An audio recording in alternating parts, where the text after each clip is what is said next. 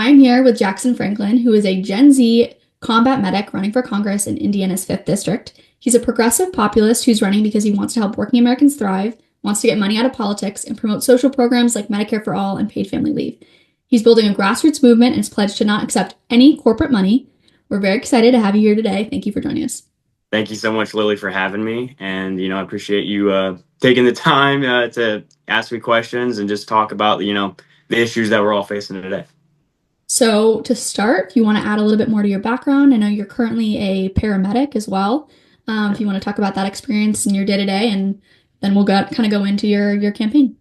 Sounds good. So, yeah, I'm Jackson Franklin. I'm 25 years old. I'm a combat medic in the Indiana Army National Guard, a paramedic, civilian side, around where I live here in the district. And yeah, I'm a triplet, and all three of us are, also in the Army. We're all in the Army.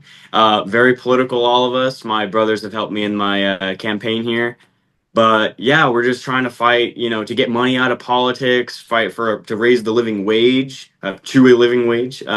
Medicare for all, healthcare is a human right. We got to fight for women's reproductive rights. Protect the LGBTQ community, and really strengthen, workers' rights on all fronts. So just imagine this campaign as younger, angrier Bernie Sanders in Indiana.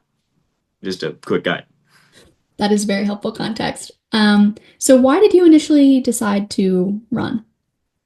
Right. So, and right after November 5th, Trump and the, MAGA Republicans just like when, especially where I'm from, Indiana, they just won in a landslide. They already had a supermajority uh, in my state, and they just gained more seats. Now I'm running for Congress. I'm not running for U.S. Congress, not state Congress, but still, it just goes to show where Indiana is right now. But time and time again, we just kept on getting faced with like, we face a, corporate Democrat versus a corporate Republican. Oh, look, you have this weak Democrat and this, strong Republican, and they just beat down on the wishy-washy Democrat that doesn't actually stand for anything, right? So after the election, I've always been very political. People have come up to me, my friends, my family, military people, just people in all walks of my life. They're like, hey, Jackson, you're very political. Why don't you actually like get involved? And at first I like, why don't you run for Congress? District 5 is, the most flippable district in the whole state of Indiana. Still quite gerrymandered, but it's winnable. It's within reach, right? So yeah, it took a little bit of convincing to get me there to actually like, all right, fine, I'll run for Congress. But I realized that like no one was coming to save us, right? So I couldn't trust another Democratic candidate in the general or coming up that is like would not take any corporate money, no business, just like rely on small dollar donations, unions, and progressive causes to express the voice of the people and not just their big moneyed interest. By the end of the day, 51% of Congress are millionaires. So they're top one percenters. So even though they make up less than 1% of the population, they make up 51% of the Congress. That doesn't make any sense. That's not right. And then you look at the other half, like, oh, well, the 49%, certainly they're speaking on our behalf. Like, no, they're just bought by the millionaires and billionaires, right? And there's a small sliver, like maybe like 1% or 2% that are not beholden by any special interest. I'm talking about like AOC and Bernie Sanders and whatnot, Ro Khanna.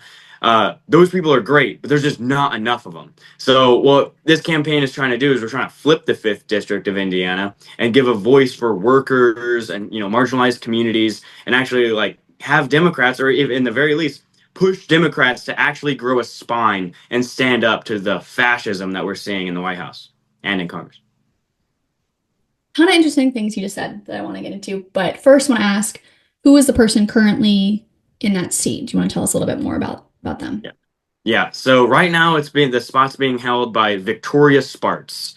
So she's the only Ukrainian-born person of Congress in America's history, but she doesn't support Ukraine. Now, you might know her from some of the famous clips that came out like a couple months ago, where she had a town hall in Westfield and in Muncie, Indiana, where I'm from. And she said like things like, "Oh, criminals do not deserve due process." Well, if you that sounds like ludicrous on its face, because how are you going to prove that they're a criminal without having due process to prove that they are guilty in the first place? So just like lock them up, throw away the key. I say they're guilty. So it's very much like the witch trial, like Salem witch trials of the 1600s. Like I declare you a criminal, just throw them away. That's it. That's end of story.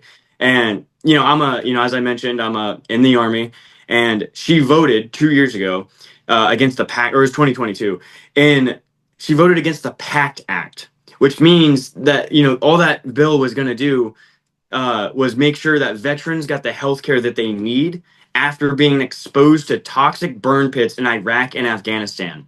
So these people went overseas because Congress told them to do it. And then when they're exposed to toxic chemicals, Victoria Sparks doesn't want to like give them the health care that they need for being like serving the country, right? And in the same year, not too long after, she voted against the Respect for Marriage Act, which means that she does not support, she had the vote to codify gay marriage and interracial marriage. That's all the bill was. She voted no. So she disagrees with interracial marriage and gay marriage.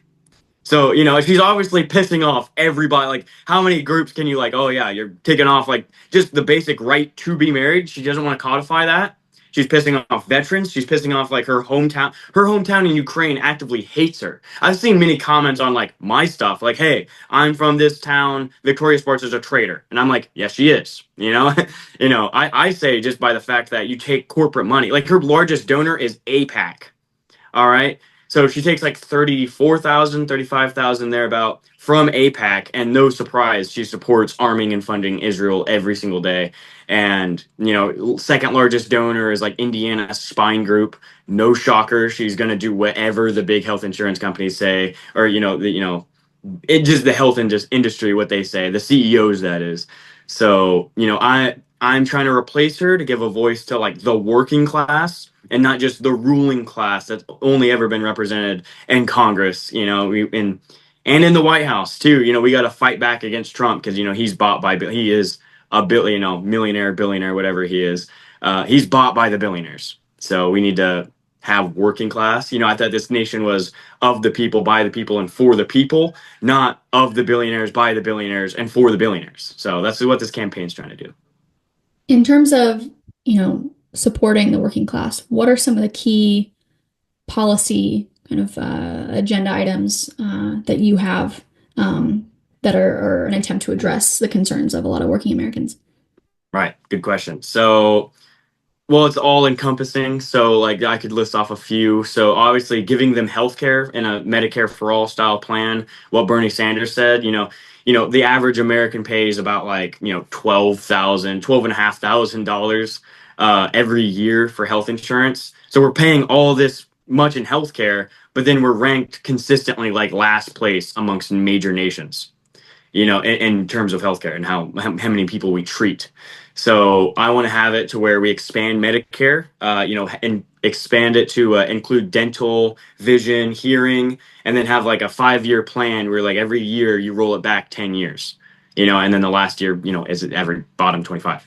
But so yeah, that's just healthcare is a human right. I think America should be number one, not like number 11 out of 11 ranked wherever we are. We might be like 27th national or internationally, so that's a joke. I want us to be number one. Also, things like paid family leave. Like how are you going to work a job? We're talking about working class politics. Go ahead and work a job if you just had a child. If they're born or adopted, I think you should have time off to raise that child. All right. So, in America, yet again, is one of the only major nations that does not have some kind of program for that. In Canada and Mexico, they get like 16 weeks or 18 weeks. In Germany, they get like a full year off. All right. So I don't understand why America can't be leading on this front. Taking care of, it's really an investment into the future of this country, because like that first year of a child's life is the most crucial in the developmental period of your life. Like you need to be with your parents. It's the only way you'll mature. And, like I think a lot of things would be handled like on the outsides, like things you probably wouldn't expect. Like, I think happiness and, just well-being of the home. I think even like maybe even divorce rates. I'm no like expert on that front, but like a lot of things would be handled better. And so yeah, and then also, obviously raise the minimum wage to a living wage. I'm saying maybe, I've seen numbers say like, oh, we need like $27. If our wages kept up with productivity since the 50s, it would be above that. It'd be like $37 an hour. But like the 50s was when we had the strongest unions ever in this country. But since then, we've had Reagan. We've been hit with like tsunamis of like just pro business legislation, pro CEO that have only like legislation that have hurt the workers, and it's going to take a long time to fix that. But we got to stand up and fight for it. 100, 200 years ago, or 130 years ago, we didn't even have the weekend. We had to fight for it. We had to go on general strikes. We had to protest. You had to fight on all fronts to get this radical idea called the weekend. So it's time for workers to stand up and fight again. And, we got to have better work hours. I feel like if you work, 48 hours a week, you should have enough to come home and put food on the table for your family. And are these the type of issues you see people in your district talk about a lot? Most definitely. Yes, the district I'm trying to represent, and I'm part of is, it's rural America, most of it, by landmass. It's like cornfields everywhere. It's real suburban America. Muncie was called middle America. So like studies like from the government and corporations, they would come down here to Muncie and do studies like because the demographics were just right, like on all fronts. It basically was like telling of what the whole country kind of thought. And so I feel like working class politics, populism, grassroots populism is the only way to win in this district. And like, I've had people like Democratic establishment, like-minded people, not like to me, but like, they said like, oh, well, you have to like sell out. You got to take corporate money or else how are you going to have enough money to win? And it's like, all right, well, every other person before me has taken corporate money. Did they just not raise enough corporate money to win? No, I think they're corporate sellouts and they need to, step aside and let a new vision happen. I think the only way to beat a Republican in the general is by having a night and day, contrast. Like I'm probably going to go up against a billionaire again, whether it be Victoria Sparks or this other guy named Chuck Goodrich. They're both just out of touch millionaires, and they want to sell out. They want to give tax breaks to the like super wealthy, and put all the burden up on the working class. And I'm the exact opposite. I'm like, hey, let's give some more things, more rights to the working class, and we need to tax the rich. They don't appreciate it when I say that for some reason. But yeah, so I think we need that night and day contrast to show that the Democratic Party is serious about protecting workers and about serving the people and not just their oligarch donors. And this might sound like a stupid question, but for people listening, why is it so helpful for someone to not take corporate money? How does that actually Right. change the way that you would be able to kind of lead? Right. Yeah. So, money in politics has been a long time issue. And I think we're not even a healthy democracy. We're supposed to be a constitutional republic being the root word of represent. Who are you representing? Right. So, as I mentioned before, 51% of Congress are millionaires. And basically, most of the other half are bought by the millionaires and billionaires. So, there's a Pierce, what was there's a study done in 2012 or 2013 where no matter how much public opinion has for an issue, so like even if an issue is like 99% popular, or 100% popular, the most popular bill you've ever seen hit Congress, there's about a 30% chance Congress passes it. Now, that's the bottom 99%. So if the bottom 99%, everyone agrees with it, boom, like it's about 30%. But if the top 1% support it, it's like 70% likely that like they enact it through Congress because Congress is owned by the billionaires. And I'm just going to use an Indiana reference here. 87% of Hoosiers, according to a Ball State study a few months ago, want to legalize cannabis, both medically and recreationally, right? And why in Indiana, we're surrounded by states that have already legalized it, legalized, tax, and regulate. Why has Indiana not done it yet? It's because Eli Lilly is headquartered in Indianapolis and they bribe all of our politicians. Now, they also might, say, oh, don't call it bribes, but everyone know it's kind of the thing, like everyone's in the know. It's kind of like the open secret that it's bribes, so Eli Lilly, they keep on, the big pharma, more generally speaking, they keep on like funding these candidates, like campaign, like their re-elections and they're just like their whole campaigns. So then the candidate is like, huh, well, if I say I want to legalize marijuana or cannabis, uh, then they're not going to give me that next campaign check. I might not have that extra ad, especially if like they're a close election and they're like, oh, if I'm one ad away from losing my spot, they're going to be real hesitant to really call for the popular reforms and changes that their own constituents want. But that money, it's a backwards mentality. I've had so many people tell me like, oh, like, well, you have to sell out, and I'm like, no, like, just dear listener, listen to this. This campaign has been tried and tested.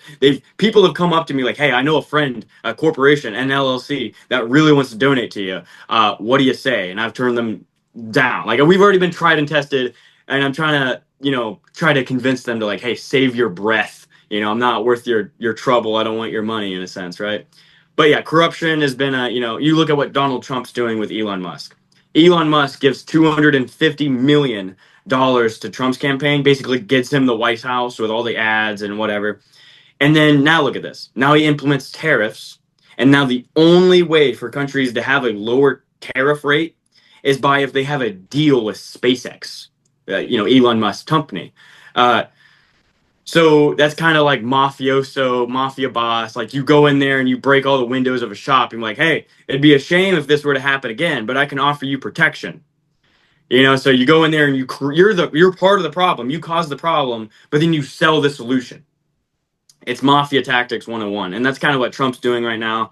But it's more expanded on that than just like general money in politics. So the solution to that would be we need to overturn Citizens United. It's going to take a big effort. It's going to take 3/4 of Congress, but you know it may seem like you're looking up a mountain right now, but the leaders of the civil rights movement thought they were looking up a mountain too, and the fight wasn't instant, but it's a fight that's worth fighting. It's our democracy on the line. I think we can be willing to fight for it, right? But yeah, so overturn Citizens United, which made it to where like money equated to freedom of speech.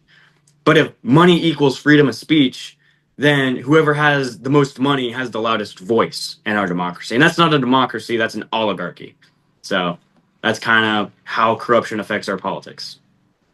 That's awesome. Well, not the corruption part, your explanation. Big Um, fan of corruption this one.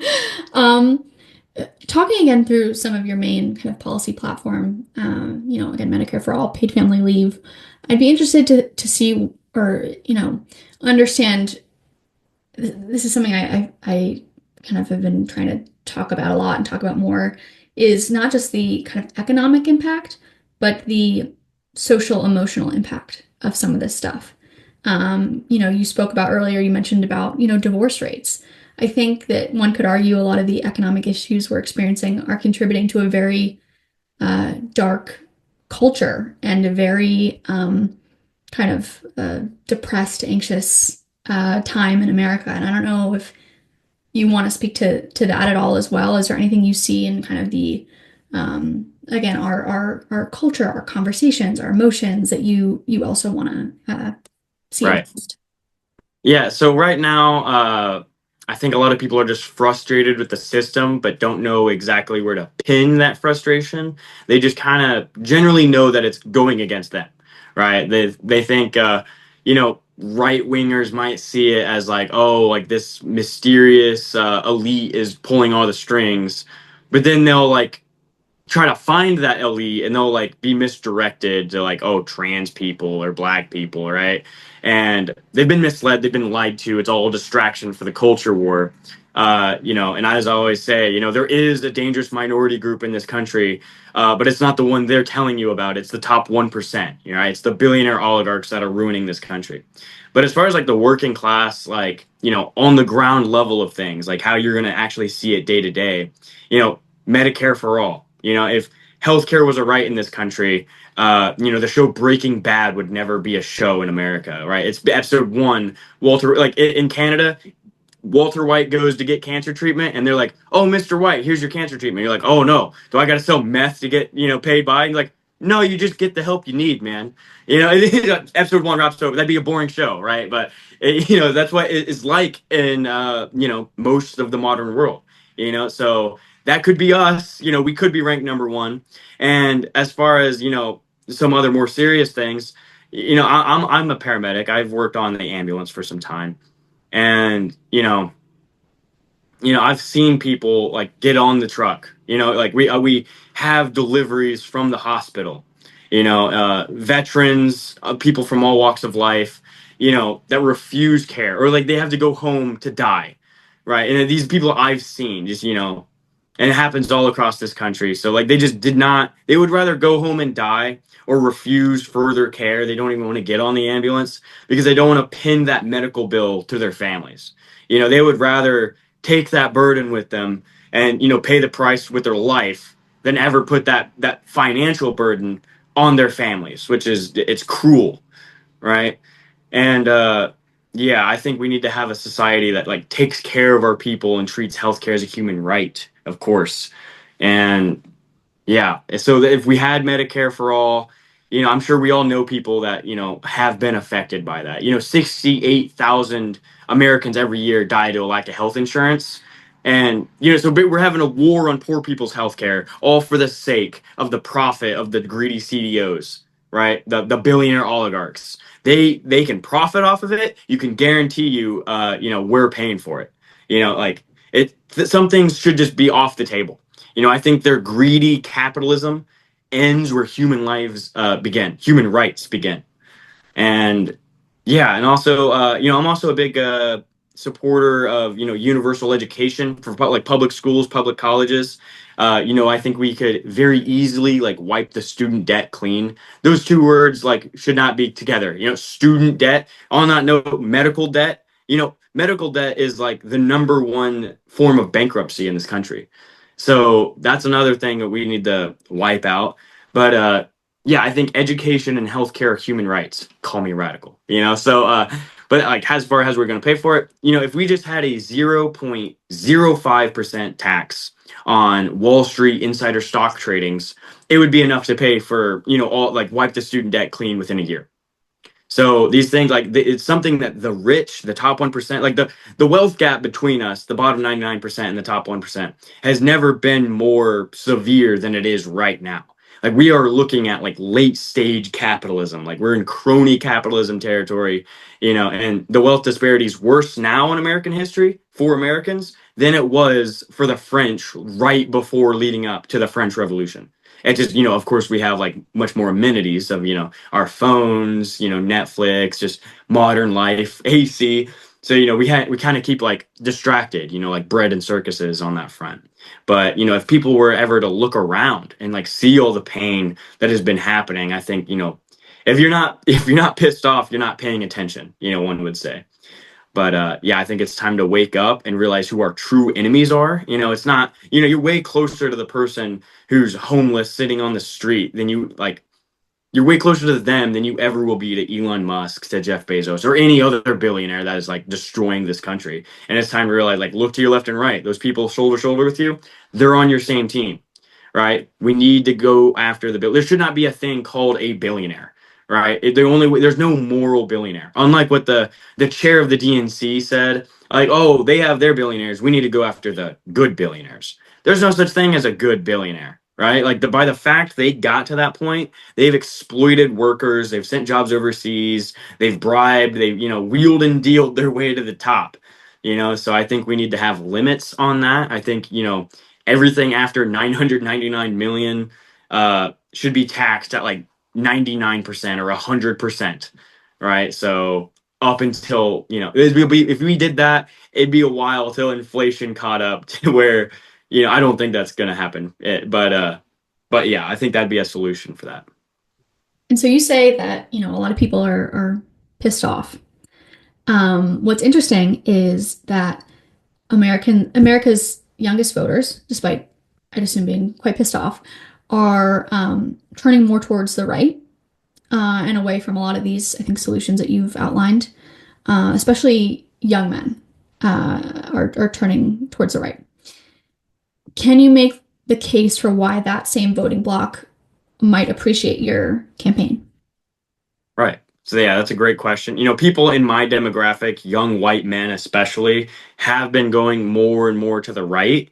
And, on the flip side, young women, they've been going more and more to the left. So, and look at what's happened in recent history. Roe versus Wade was overturned. Their bodily autonomy as a person has been taken away. All right. Whereas men, people in my most people are not like political. Like they get vibes, they know generally the system's, messing up with them, they're screwing with them. But they, as I mentioned before, they don't know where to put that frustration. I think many people in our generation, young men especially, they fell into the trap and the lie that, right wing like media has cast to them. Like you see people like Joe Rogan and all that stuff. uh, I feel like they're just frustrated and don't know. We need to win on the messaging battle, and what to sell them to my campaign. Like, hey, if you really want to fix the system, don't target marginalized community. Don't be distracted. That's weak of you to do. To be distracted and target. Don't punch down. Start punching up. Like it's not the people that It's not an immigrant never takes a job. It's the CEO that would rather like fuck you over for your job, to pay you less or screw over your job, to pay that lower wage. So it's the boss. Like don't get distracted. Know who the real enemy is, and have an actual grassroots populist movement to represent all of us, all the workers. I don't care what your background is. There's room for you on the bus to change. The system, this broken, racist, patriarchal system. And then for you, what does populism mean? Does it mean finding common ground with right-wing populists? Can we figure out how to tap into that shared anger? It's this kind of a just open-ended question, but I'm curious. Right. That's a good question. So like for me, what like when I use populism, it means like this is what the popular dialogue is. This is like the popular belief, right? And it's like tapping into like the I guess the energy of most people in this country. Like most people believe in this country that we're headed in the wrong direction. Like the country's headed in the wrong direction, the Democratic Party's headed in the wrong direction. Being a like and taking a populist message to me is what meaning like, hey, I'm just saying what everybody's thinking, not everybody. Like what most people are thinking, and giving a voice to that. So and what most people are thinking is exactly what I just laid out. It's fighting the oligarchy. So you're not a candidate that would not be populist is things that are like, hey, they don't support Medicare for all. They don't support women's bodily autonomy. They don't support paid family leave. I could go down legalizing cannabis. For me, that's almost like I'm a centrist. Like I'm the center of dialogue. I'm the center of belief. I'm a Bernie Sanders fan, and if they want, like, they're always going to find a reason to call us communist. Me and you, communist, socialist, anarchist. They have no. They're just throwing mud and hoping it sticks. They have no idea what they're talking about. But in reality, it's like, hey, if everyone agrees with me, everyone's all on the same board, other than like 20-30% of the population that are just like Trump, no matter what. If everyone's kind of saying the same thing, then yeah, we're the popular movement. We are the centrist. So what this campaign and what this movement across the whole nation is kind of trying to do is trying to bring the Democratic Party back to the center, because they've been like very far right wing this entire time for the last 30 years and maybe past that. But like especially since Bill Clinton and onward, we've had this like neoliberal era of Democratic politicians, and I think that time is up. If anything has proven, has been the death blow to that kind of Democrat, it's been Trump.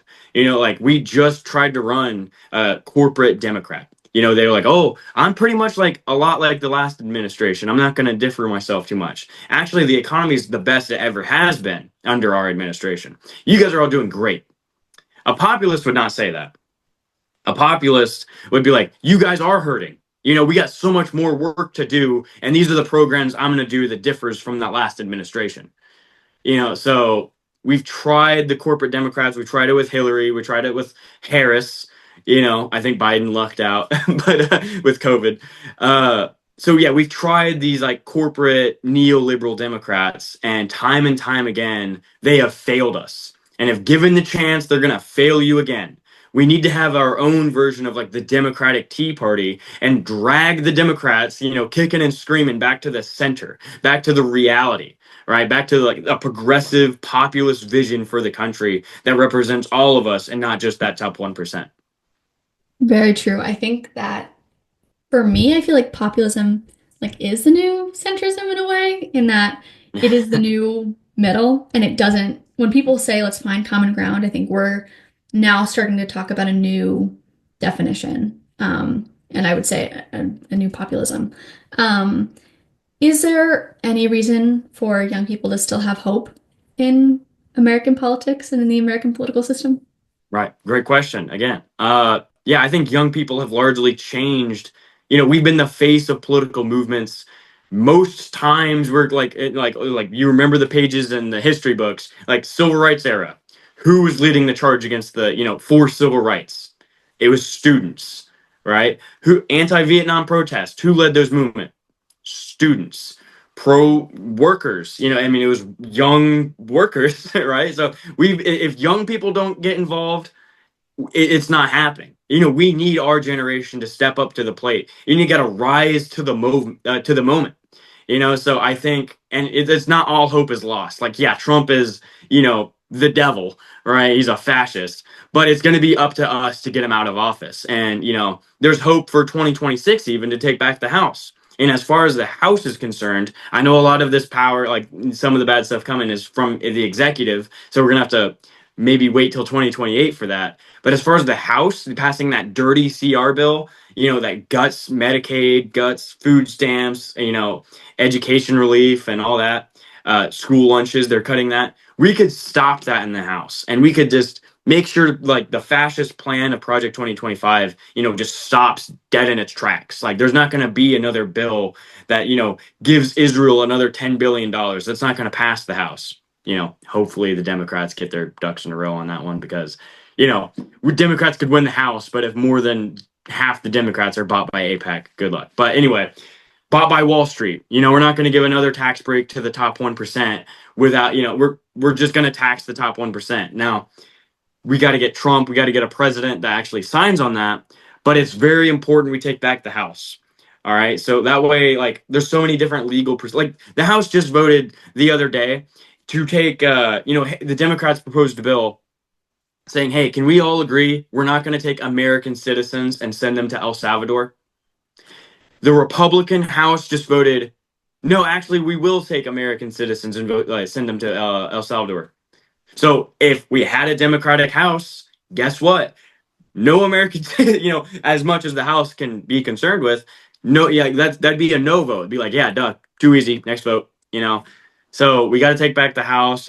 Congress has the power of the purse. So by the end of the day, Trump can try to ignore all these orders. Like he can't pay for it. You can't just give money out or just cut, funding for all these different programs like the Department of Education, Department of National Parks or whatever that department is. So yeah, so we got to win back the House in 2026, and we're going to win back. We got to keep the House by that point in 2028 and win back the presidency. It's very important. I think young people, we have to get involved. We have to be the change that we want to see in the future of this country. And then you were a staff sergeant in the you currently wait, let me make sure I have this right. Sure. You're currently a staff sergeant in the Yep. Indiana Army National Guard? Mhm. Yes, okay. And you served as a you have served as a combat medic for 6 years. Yes. I want to make sure I have all this stuff right. And you went overseas to Kosovo in 2023. Yep. Okay. It was like 2022, 2023. I was in Kosovo, which is a small Balkan country. So like just if you know where Greece is, it's just north of that. Old Yugoslavia. So like My family Serbians has and some the Yugoslavian roots. Go, oh well, look at go that. Yugoslavia, I guess. Hey, yo, Maybe not. No, you know what I mean. Not gonna catch me on the mic saying that, but Sorry. no, we're good. Hey, they fought Nazis. You got to give them credit, at least on the Nazi front. we're in agreement. But but yeah, so I went over there and yeah, I was a medic. I'm still a medic now, but I was kind of like the senior medic for the base I was at, so I as well as like a line medic. So I was handling my infantry dudes concerns and then also like general overall other platoons too. But yeah, so and I saw a lot of interesting things while I was over there. A lot of countries like that's Kosovo is the largest NATO mission anywhere in the world. It's a peacekeeping mission. While we were there, we saw a lot of protests. So we donned full riot gear, and the people there were actually really quite nice to us Americans. Maybe not so much for other groups, but yeah, a lot of good people, and I really appreciate the time I had while I was overseas. How has that, if at all, informed your perspective on American foreign policy? That experience. Right. So as far as policy goes, I gotta say, like I've always, you could ask me 2 years ago, and I probably would say the same thing on most policy discussions, um, or issues. As far as like that region goes, I definitely have a more clear mindset of like what I would want to see happen to maintain peace in the Balkans. Uh, but I've seen like I saw Ukrainian soldiers while I was over there. There was a platoon of Ukrainians there, and they weren't even able to go, but they had to stay there for like months late, like during the Ukraine war, and they wanted to go home. They wanted to help their country people, but they couldn't because they didn't have transportation. Oddly enough, no one wanted to transport them because a bus full of Ukrainians is a very enticing military target. Um, but yeah, so as far as foreign policy, I'll just knock out some of the major policy points that I'm in support of. I say, we need to respect Ukrainian sovereignty.